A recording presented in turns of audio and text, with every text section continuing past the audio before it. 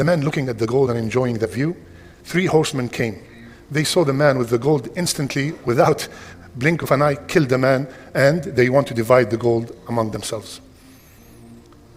Shaitan came and whispered to them. One of them told the other, let's send him to get us some food, and when he comes back, we will kill him and we will have more gold for both of us. They loved the plan. The man went to get the food. On his way to get the food, the shaitan came and whispered to him, why don't you kill those 2 people and keep all the gold for yourself? So he poisoned the food and he came back. When he came back, they welcomed him by stabbing him and killing him. Now they want to celebrate all this gold. They ate the food and they all died.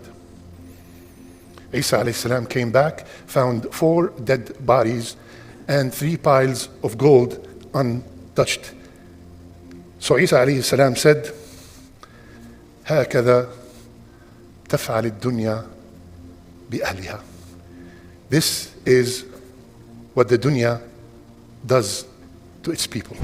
And Allah Azza wa Jal explicitly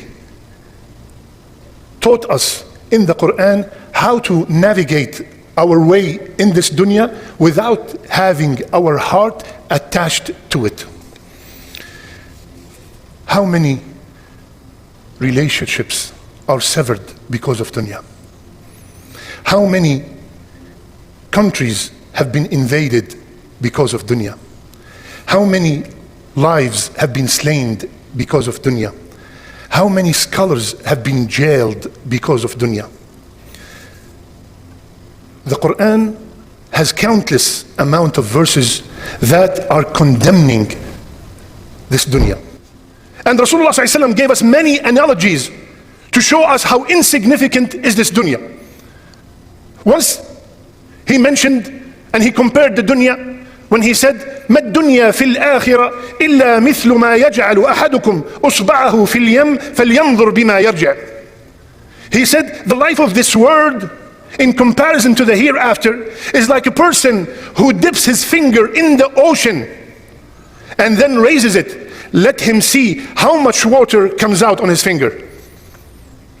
The comparison of the dunya to the akhirah is like that water left, that dampness left on the finger compared to the akhirah. So our savings, our relationships, our clothing, our properties, our ambitions, and everything in this dunya, from mountains and towers and cities and empires and forests and gold and silver, all of that is on that drop of water. My dear respected beloved brothers and sisters, I ask Allah Azza wa Jal to bless me and you with sincerity in everything we say and everything that we do. Ameen ya Rabbil Alameen. When we hear the word Israeliyat, stories from Bani Israel, our stand as Muslims, according to Rasulullah ﷺ, is that if it does not contradict with the Kitab and Sunnah, we accept it, and if it does, we reject it. But we never say, قال Rasulullah, about any Israeliyat. So one of those stories, a man came from Bani Israel. He came to Isa alayhi salam, and he requested permission to accompany him in his travels. Isa alayhi salam agreed, and they started the journey. When it was time to eat, Isa alayhi salam noticed that the 3 loaves of bread that they had to eat are reduced to 2. So he asked the man, who ate the 3rd loaf of bread? The man said, I swear there were only 2. Isa alayhi salam did not argue. They continued the journey. They passed by a blind man. Isa alayhi salam passed his hand over the man's face, and with the permission of Allah, the man regained his vision. So that friend, that traveler with him, he was amazed. So Isa alayhi salam said, by the one who gave vision to this man, who ate the 3rd loaf of bread? He said, I swear there were only 2. They continued the journey, and they got to a river that they have to cross to get to the other side. So Isa alayhi salam told his companion, say Bismillah. They said Bismillah, and they were, with the help of Allah, able to walk on the water to cross to the other side of the river. Isa alayhi salam, when they crossed, he said, by the one who gave us the ability to cross the river walking on water, who ate the third loaf of bread? The man said, I swear there were only two. Isa alayhi salam, when he's now on the other side of the river, he gathered 3 piles of dirt, and he asked Allah Azza wa Jal to turn them into gold, and Allah subhanahu did. The man was baffled, and he said, who is this gold for? Isa alayhi salam, he said, 1 pile for me, 1 pile for you, and the 3rd pile for the man who ate the 3rd loaf of bread. At that time, that man instantly said, I ate the 3rd loaf of bread. Isa alayhi salam, hearing this, knew that this man is not worthy of being his companion. He is addicted to dunya. So he left him and he told him, take all the gold. The man, looking at the gold and enjoying the view, 3 horsemen came. They saw the man with the gold, instantly, without blink of an eye, killed the man, and they want to divide the gold among themselves. Shaitan came and whispered to them. One of them told the other, let's send him to get us some food, and when he comes back, we will kill him and we will have more gold for both of us. They loved the plan. The man went to get the food. On his way to get the food, the shaitan came and whispered to him, why don't you kill those 2 people and keep all the gold for yourself? So he poisoned the food and he came back. When he came back, they welcomed him by stabbing him and killing him. Now they want to celebrate all this gold. They ate the food and they all died.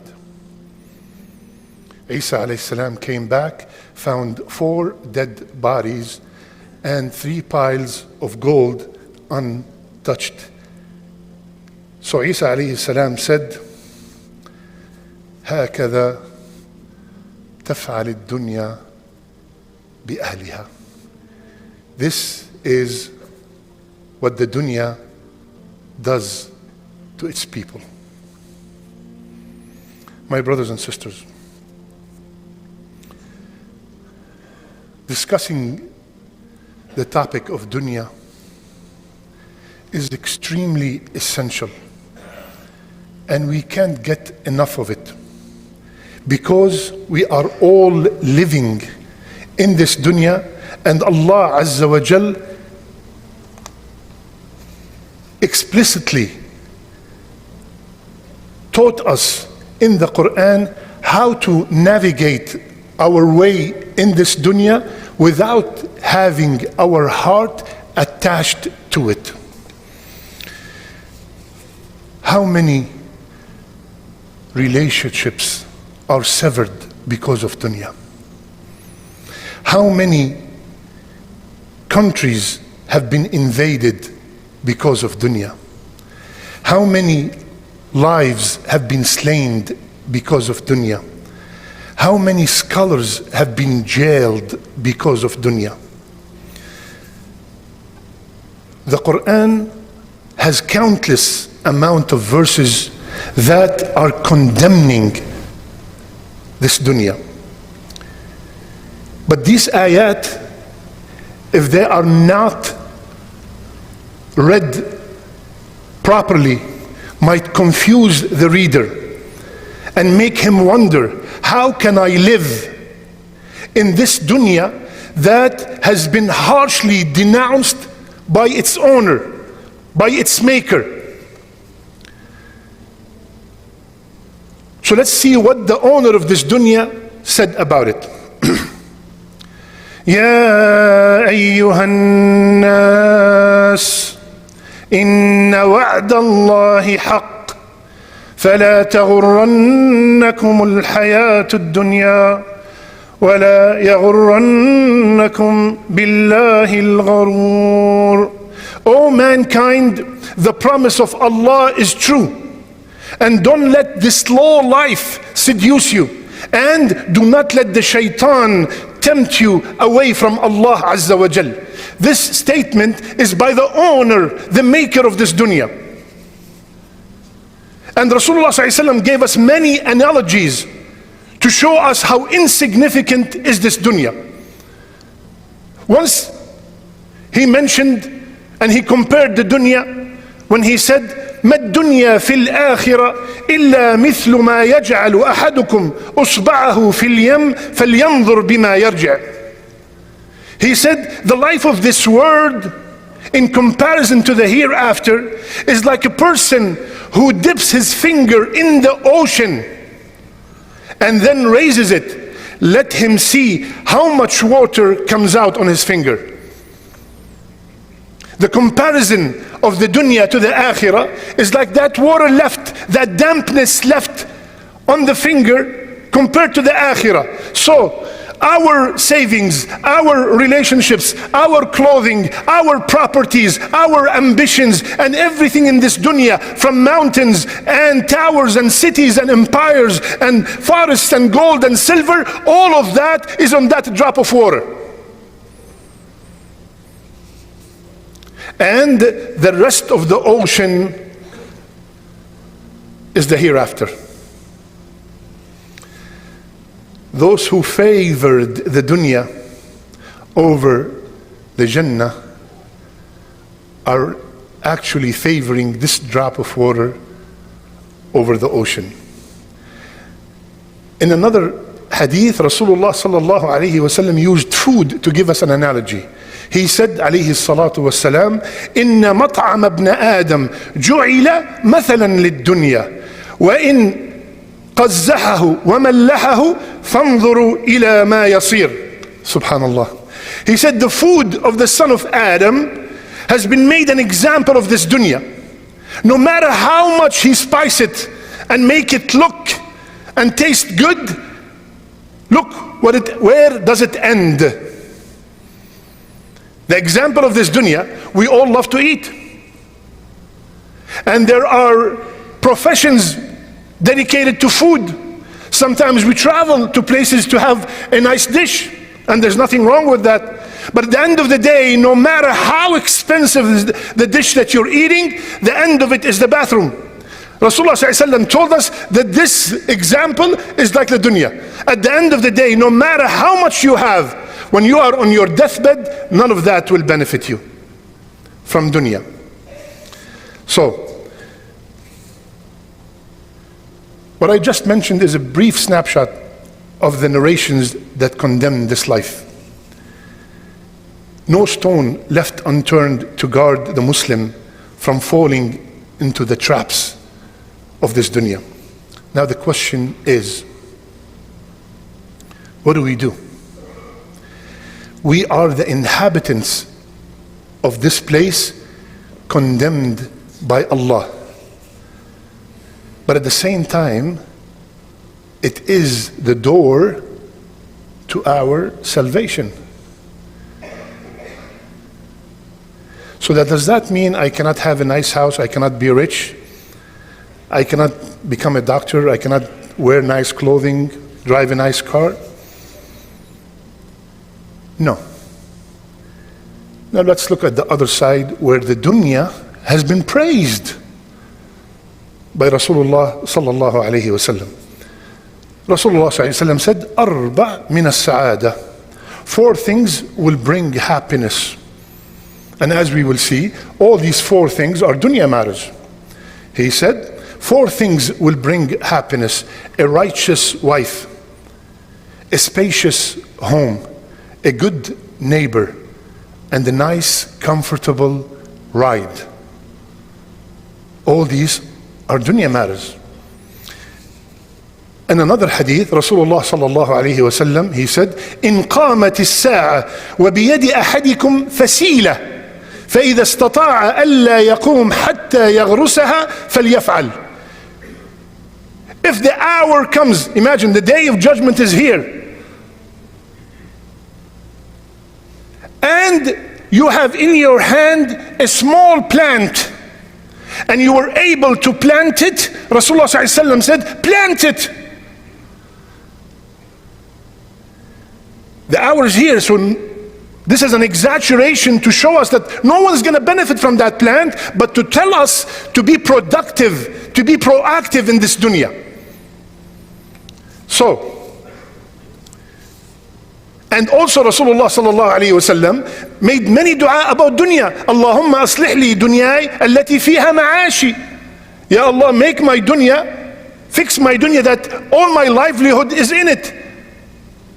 Allahumma اغفر لي ذنبي ووسع لي في داري وبارك لي في رزقي. Ya Allah, forgive my sins, expand my home, and put barakah in everything that you blessed me with.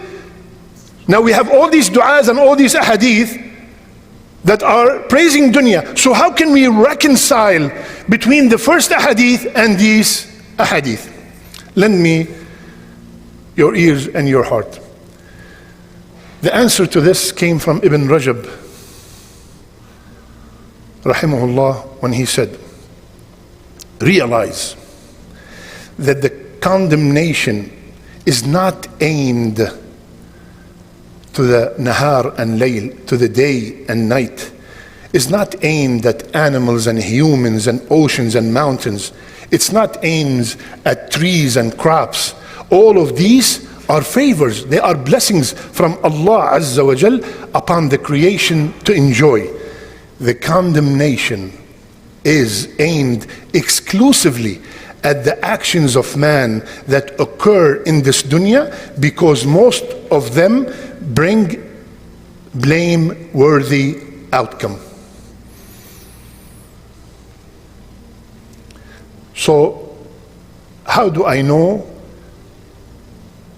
from which people I am? What is the conclusion? Take everything in your life, everything, and check.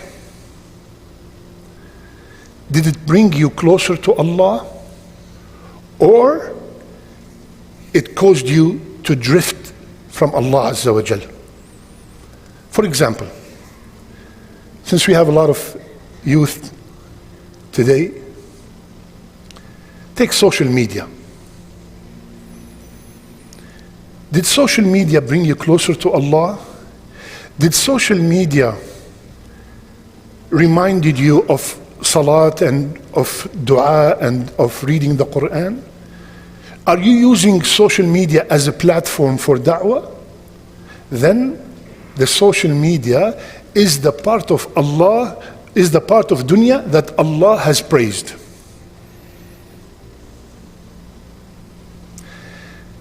Now,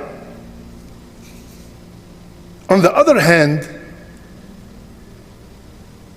if social media have dented your relationship with Allah Azza wa Jal and ruined your focusing in salat because you are watching a lot of haram, and because you are wasting so much time in it, it distracted you from going to the masajid, distracted you from obeying your parents, then this is the dunya that has been condemned from Allah Azza wa Jal. And take everything across the board and measure it that way. Your wife, your spouse, your children, your job, your wealth, what did they do to you? Did your wealth bring you closer to Allah, or you notice that the more wealth you have, the further you are from Allah Azza wa Jal? The more you are on Vegas, and the more you are buying and buying and buying and wasting. Or did the wealth make you sponsor more orphans, make you build more masajid? Your family, is she or is he bringing you closer to Allah? That's a favor from Allah Azza wa Jal. That means you are being praised. That member of your family is being praised from the dunya that has been praised. And put your job, is your job haram? Do you really not care at all where you're earning your money? Is it halal or haram? If it is halal income, Allahu Akbar, and you're using that for halal purposes, Allahu Akbar. But if you are keep hoarding and hoarding wealth and wealth just for the sake of hoarding, that means you did not understand the reason and the purpose of your creation. My brothers and sisters, the formula is very simple. We can use this dunya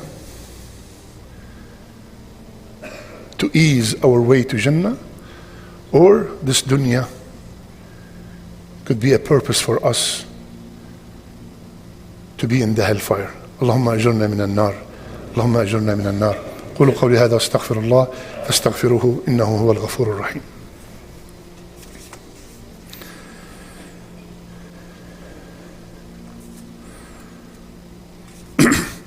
بسم الله وحده والصلاة والسلام على من لا نبي بعده.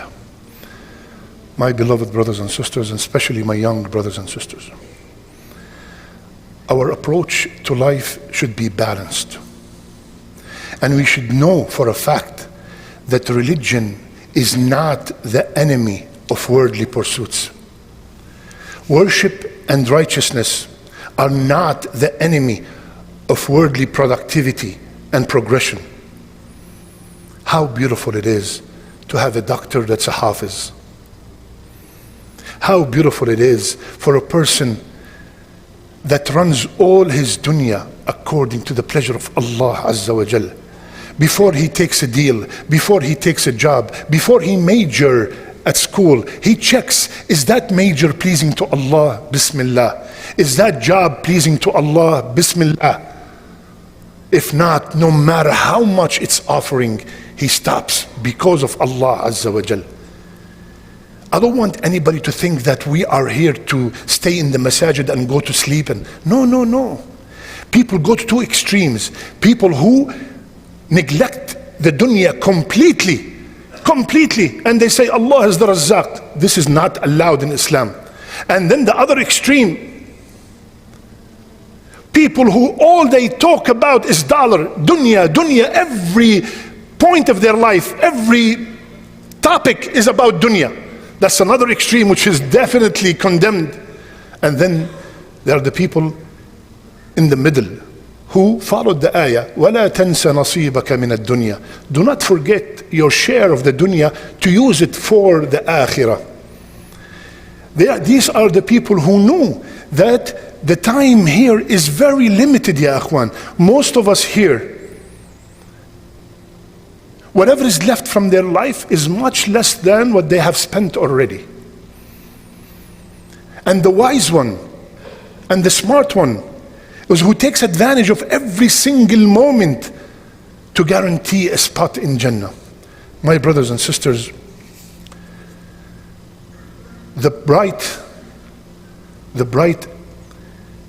and the wakeful Muslim is the one who realizes that the dunya is a mere vehicle to a destination he must get to.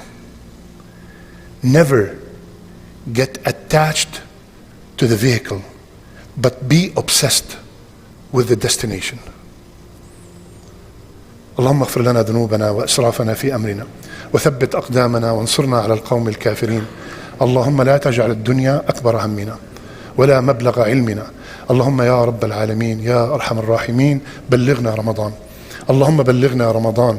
اللهم بلغنا رمضان واجعلنا فيه من الصائمين واجعلنا فيه من القائمين واجعلنا فيه من عتقائك من النار يا أرحم الراحمين. ربنا هب لنا من أزواجنا وذرياتنا قرة أعين واجعلنا للمتقين إماما. ربنا آتنا في الدنيا حسنة وفي الآخرة حسنة وقنا عذاب النار. ربنا لا تزغ قلوبنا بعد إذ هديتنا وهب لنا من لدنك رحمة إنك أنت الوهاب. وصلى الله على نبينا محمد وعلى آله وصحبه أجمعين وقوموا إلى صلاتكم.